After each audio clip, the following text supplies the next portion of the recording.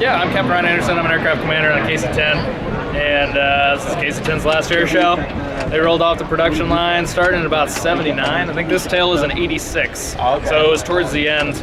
One of the more recent ones has come off, and the Air Force has been using this as their primary strategic tanker. This is the big tanker, in addition to the KC-135 and now KC-46.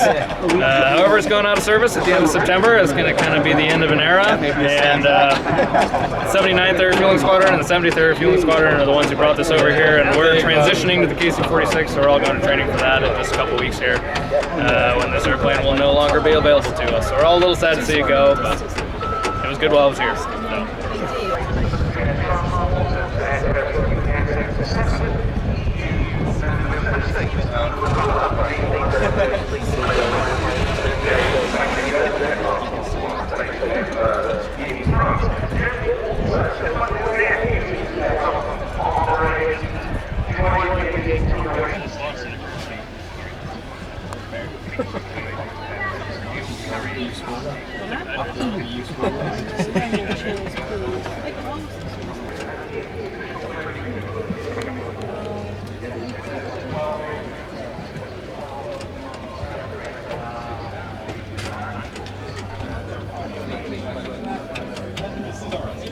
Your altitude and attitude and pitch, and you got autopilot auto throttles up here.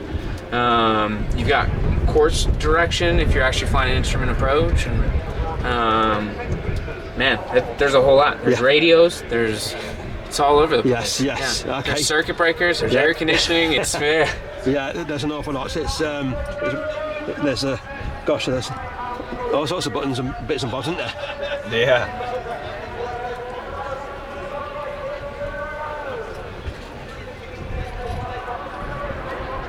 So how long have you been flying the KC-10 for? 12 years. Have you? Yeah. Yes. And did you fly here? Yes, you flew here. And how long did it take you? 10 hours, just shy of 10 hours. And, did you fly from Trevis? We did. Yes. Yeah. And what time did you take off from Trevis on, was it Thursday?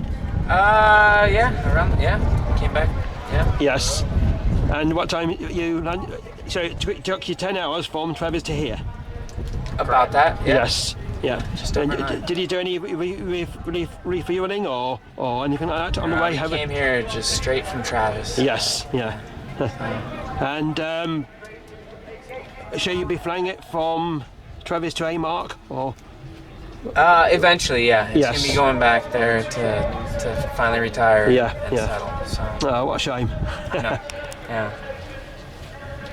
Is it okay if I do a picture of you? Can you do? Yeah, absolutely. Yep. And what do you do? I'm the flight engineer. Yes. Cool. And are you the pilot? I am. Yes. Yeah. Oh, good. And how many years have you been flying the KC-10 for? 12 years. Right. So, sad to see it go. Yes, I bet you are. Glad to be here and enjoy the air show. Yeah. I'm glad you get to see it and enjoy it as well. Yes, yeah. Yeah, can I just take a close up if that's, excuse me please.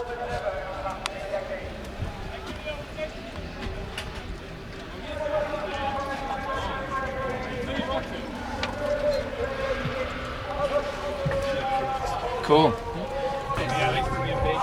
Yeah? You chose the right time to show up, man.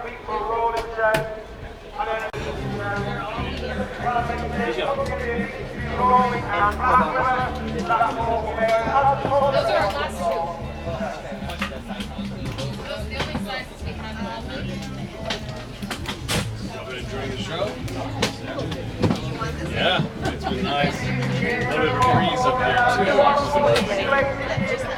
Yesterday was hot.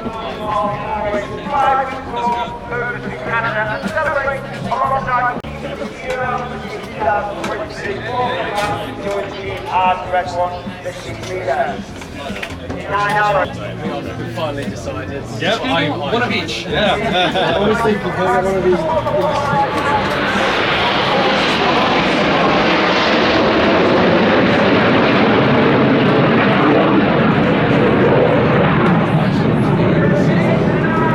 I don't have any. We got one. I have one pound. I think what's this one? That's a euro. 1 pound. Is there enough?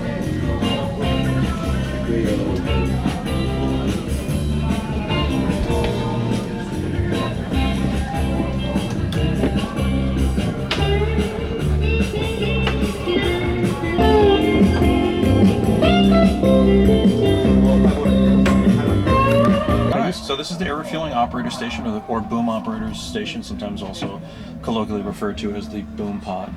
This seat here on the right-hand side is for the instructor, if there is a need for a student. But primarily speaking, if you're back here by yourself as a boom operator, you're sitting in the center seat refueling, and then there's an observer seat on the left-hand side. You can do boom refueling back here, or you can swap between boom and drogue refueling without having to land the airplane and change out any parts, because there is also a permanently mounted centerline drogue system on this aircraft. All the limits in front of you on those gauges are settable for each individual aircraft type that we refuel. And we can also pick how many pumps we're going to use to refuel each individual aircraft, because as you could imagine, a fighter can't take the flow that a big airplane like a C-5 Galaxy or B-52 can take. So it's selectable from 1 to 6 hydraulic pumps to push fuel 50 psi plus or minus 5, and I can push a rate of at least 10,000 pounds per minute if need be for a larger aircraft.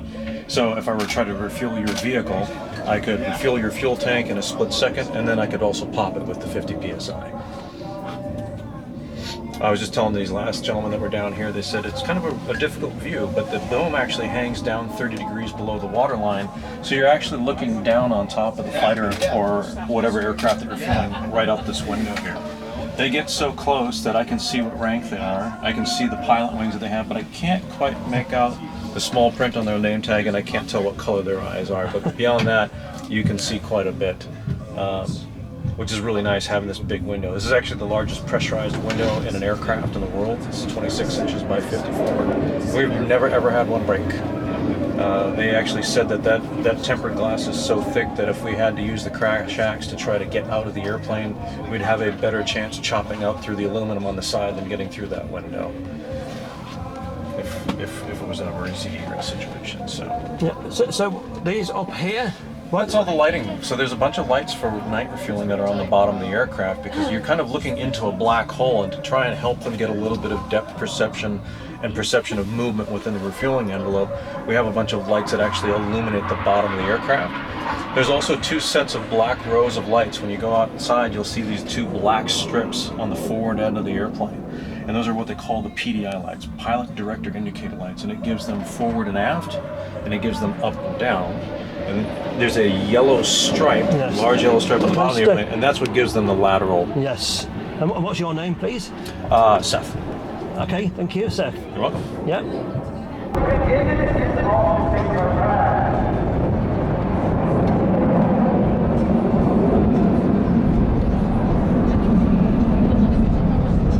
Get your cameras ready. The smoke will done. Take the heart. For the world famous synchro heart.